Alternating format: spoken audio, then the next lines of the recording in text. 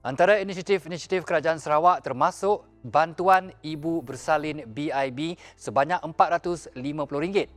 Inisiatif Kerajaan Sarawak ini merupakan pemberian sebanyak RM450 dalam bentuk tunai kepada setiap ibu berstatus K atau isteri kepada pemegang kad pengenalan berstatus K yang melahirkan anak.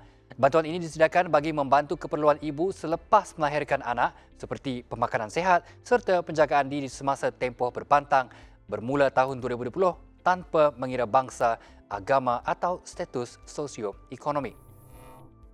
Sumbangan RM1,000 untuk setiap bayi baru lahir menerusi Endowment Fund Sarawak EFS. Bantuan bayi kelahiran Sarawak bernilai RM1,000 dimulakan pada tahun 2019 untuk setiap anak kelahiran Sarawak. Insentif yang digerakkan oleh Kementerian Pembangunan Wanita dan Kanak-kanak ini bertujuan untuk membantu anak kelahiran Sarawak bagi mempersiapkan diri untuk melangkah ke alam dewasa kelak.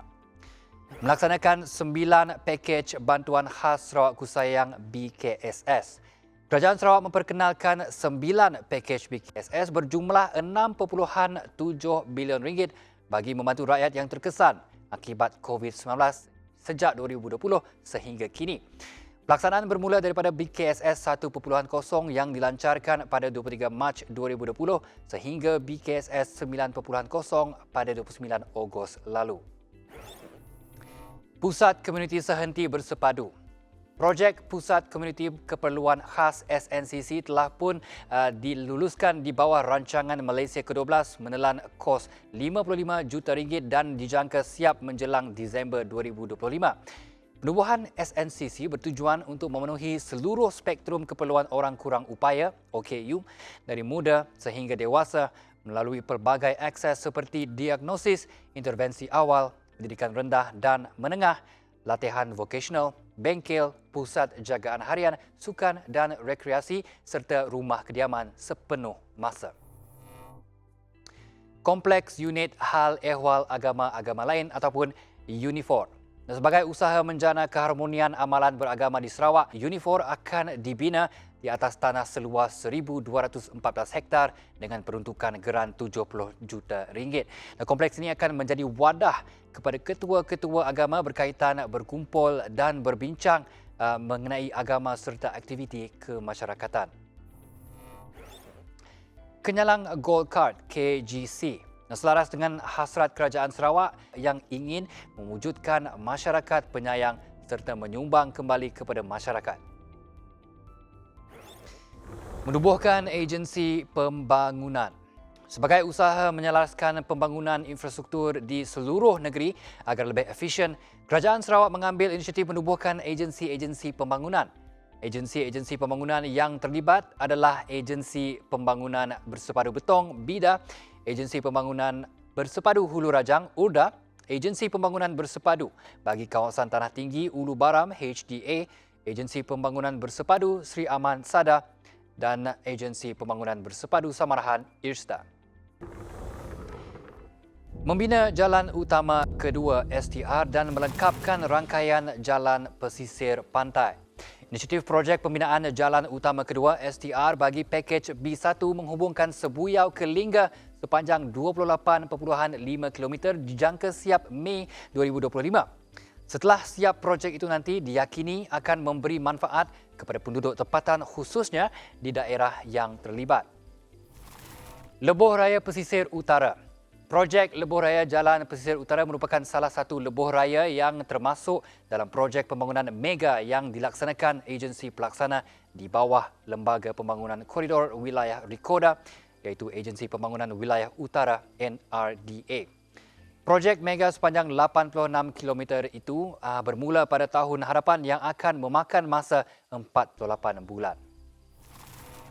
Sarawak-Sabah Link Road. Pembinaan Sarawak-Sabah Link Road SSLR yang menelan kos sebanyak RM1.13 bilion bakal menjadi game changer kepada pembangunan di kawasan utara negeri Sarawak. Siapnya SSLR kelak akan membawa kemudahan bekalan elektrik dan grid air di sepanjang jalan itu dan dijangka siap pada 2024 sehingga 2025. Pembinaan sekolah. Usaha menaik taraf sekolah usang adalah antara keutamaan Kerajaan Sarawak. bagi menyediakan persekitaran pembelajaran dan pengajaran yang selamat dan kondusif untuk pendidik dan pelajar. Sejak tahun 2016, pelbagai projek baik pulih, bina semula dan penempatan semula sekolah telah dan sedang dilaksanakan. Bantuan komputer kepada sekolah rendah.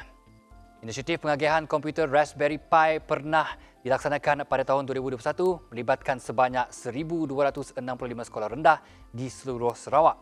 Komputer ini tidak seperti komputer harian yang digunakan kerana ia berfungsi sebagai rangkaian internet dan memastikan pembelajaran masih boleh berlangsung walaupun tidak ada sambungan internet. Peluang melanjutkan pelajaran. Terdapat 5 institusi pengajian tinggi IPT yang dimiliki Kerajaan Sarawak menjadi alternatif untuk pelajar di negeri ini melanjutkan pelajaran. Inisiatif ini memberi peluang kepada para pelajar yang tidak mempunyai peluang melanjutkan pengajian di Universiti Awam selepas permohonan mereka menerusi unit Pusat Universiti UPU ditolak. Skim Bantuan Deposit Perumahan Sarawak HDAS. Skim ini ditawarkan kepada golongan B40 dan M40 di Sarawak boleh mula dipohon mulai Januari 2022.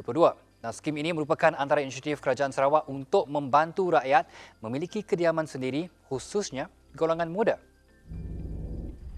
Projek Transformasi Luar Bandar Sarawak RTP. Sarawak menjadi negeri tunggal di Malaysia menyediakan inisiatif ini di setiap kawasan Dewan Undangan Negeri DUN dan Parlimen untuk melaksanakan pembangunan di setiap kawasan di negeri ini.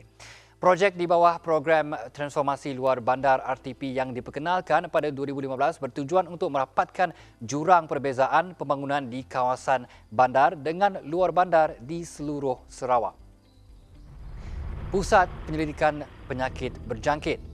Inisiatif Pusat Penyelidikan Penyakit Berjangkit Sarawak dibangunkan dengan peruntukan 200 juta ringgit. Pusat ini akan dilengkapi dengan peranti dan mesin perubatan terkini termasuk program analitik bagi melakukan penyelidikan menggunakan sumber biodiversiti yang terdapat di negeri ini untuk menghasilkan produk perubatan dan juga vaksin. Pelan Tindakan Kelestarian Alam Sekitar. Pelan Tindakan Sarawak Lestari dibangunkan untuk membimbing semua agensi kerajaan, perniagaan dan komuniti dalam mencapai matlamat kemampanan yang diingini. Selain itu, pelan ini bertujuan untuk menangani kebimbangan berkaitan pemuliharaan biodiversiti dan juga pengurusan sumber asli. Dan itulah dia sedikit perincian mengenai inisiatif-inisiatif Kerajaan Sarawak. Sayang Malaysia, into Malaysia, #Malaysia Decides.